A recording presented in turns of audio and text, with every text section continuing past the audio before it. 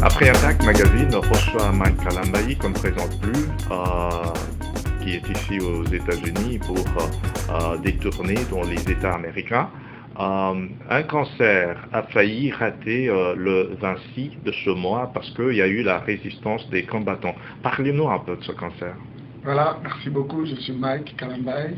Merci M. Andy Kalala pour l'opportunité que vous nous accordez d'entrer en contact avec des milliers de personnes, très particulièrement de Congolais, disséminés à travers le monde, ceux de la diaspora.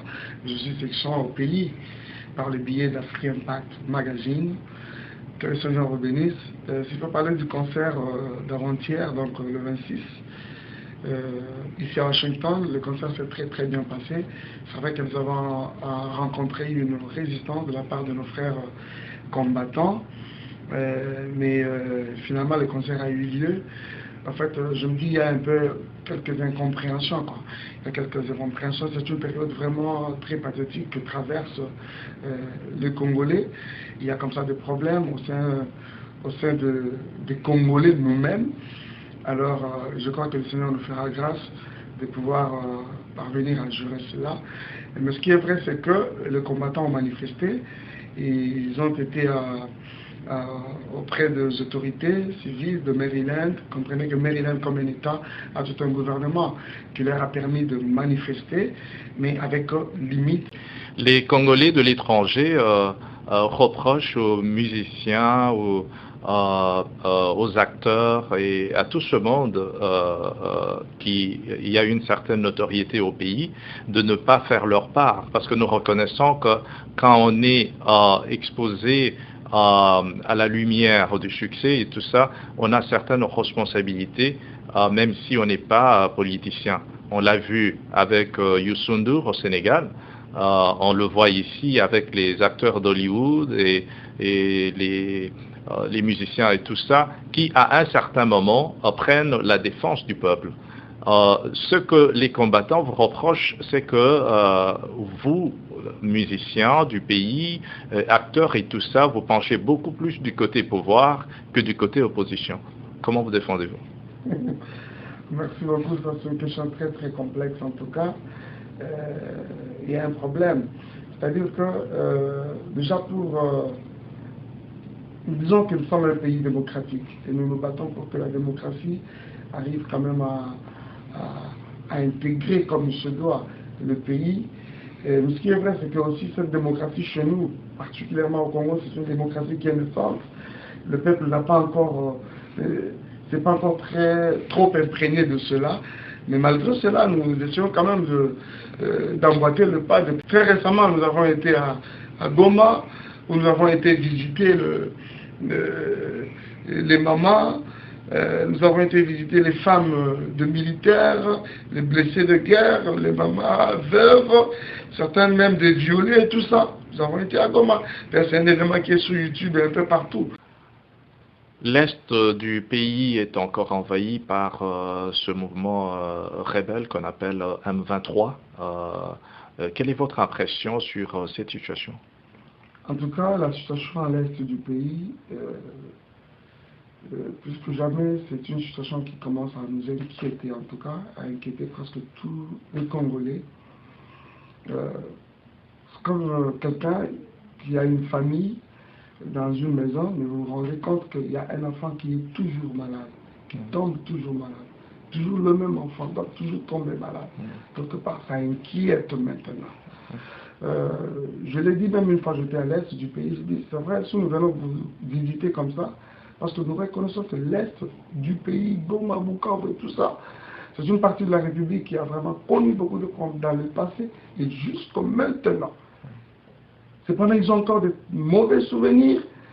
Et les choses ne semblent toujours pas s'améliorer. Et voilà, maintenant, on parle de M23.